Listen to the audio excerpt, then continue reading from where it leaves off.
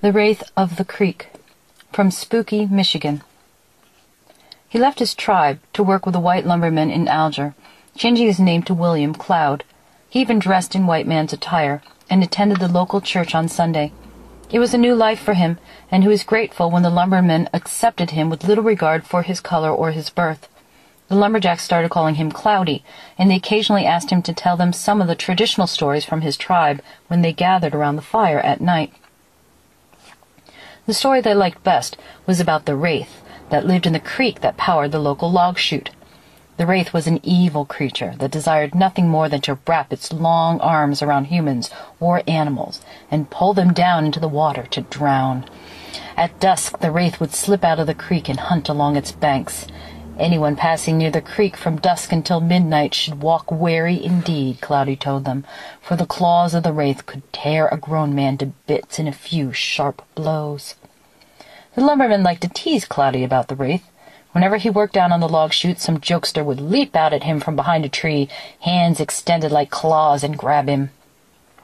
Cloudy took the teasing in the good-natured spirit that it was intended, but he made a point of never going near the chute after dark. His uncle had been taken by the wraith when Cloudy was a small boy, and he would never forget the sight of his uncle's mangled body when his father and the other tribesmen pulled it from the creek. It rained heavy and long that spring, and the creek was flooded almost to capacity. A large raft of logs was floated down to the chute, but the foreman decided to hold them back with a gate until the creek rose high enough to send them through in a mass. The order to lower the gate came through about 9 p.m. one stormy night in early April. Thunder was booming constantly, such that the lumbermen waiting in the cabin could hardly hear each other speak. Jagged lightning blazed across the sky, and the rain fell in heavy, chilly sheets. The thought of going outside in the storm did not appeal to anyone. Finally, the men drew straws, and Cloudy came up with a short one. "Bad luck, old chap," said Ethan, a British man who was new to the lumber camp. "Watch out for that wraith of yours. It hunks the banks of the stream at this time of night, and this is just the sort of weather it likes." Cloudy glanced briefly at his comrade and nodded wordlessly. He clapped on his cap and slipped out the door before anyone else could speak. He knew that the Englishman meant no harm, but it was dangerous to speak of the wraith before going to the creek. Such careless speech might draw the attention of the very creature he hoped to avoid. Cloudy was instantly soaked by the heavy rain and cut to the bone by the chilly wind. He hugged his coat tightly around him as he made his way silently through the pitch-black night toward the log chute and the waiting raft. It would take only a moment to lower the gate, and then he would run as fast as he could back to the safety of the cabin. He comforted himself with his thought as he approached the creek bank. He could hear the roar of the flooded stream long before he saw it, and within moments he was at the gate and tugging at the iron pins that held it above the water. As he released the first pin, he heard a foul hissing sound from beside the floating raft of logs. Cloudy turned his head and saw a grotesque form rising from the swirling stream. It had a cat-like face, glowing yellow eyes, and long teeth. Its face was framed by wild, weed-strewn hair. Shark spikes protruded from its spine, and dark, slimy scales covered its lissom body. Cloudy gave a loud shout, hoping to scare the creature away. He tugged at the final pin, but it got stuck halfway out.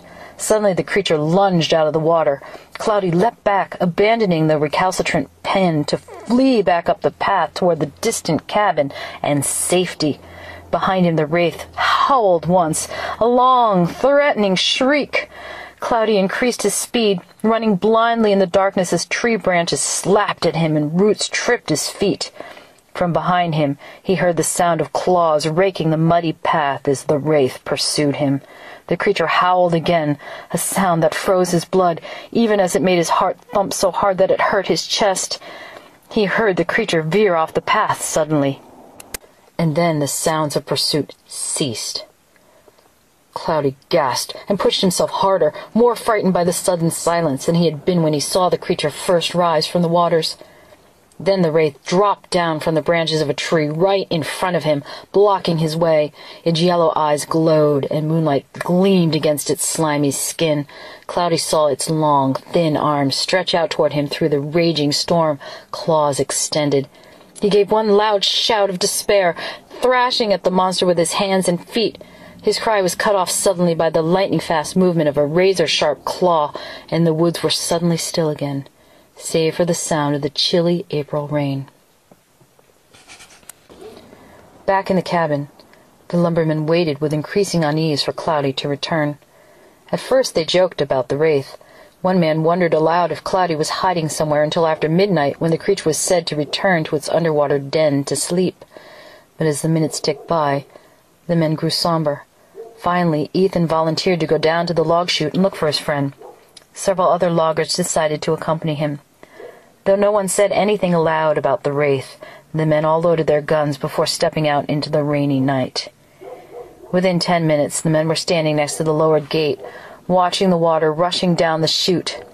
There was no sign of Cloudy, but after a moment Ethan realized that the gate had not settled fully into the water. The men lowered the lantern to the level of the rushing water and peered into the depths at a large object partially obscuring the gate. It moved slightly in the current, and Ethan gave a sudden sharp cry as it flipped over, revealing the mangled face of Cloudy. The loggers lifted the gate slightly and drew Cloudy up with pike poles. His body had been sliced to ribbons, and his head was almost completely severed. They could see teeth marks on his face, and parts of his arms and legs had been ripped away completely. Ethan picked up his friend's body while the other men stood in a ring around him, guns pointed in every direction. Keeping a sharp lookout for any sign of the creature that had killed Cloudy, the loggers hurried back to the safety of the cabin. The next day, Cloudy's body was buried in a small clearing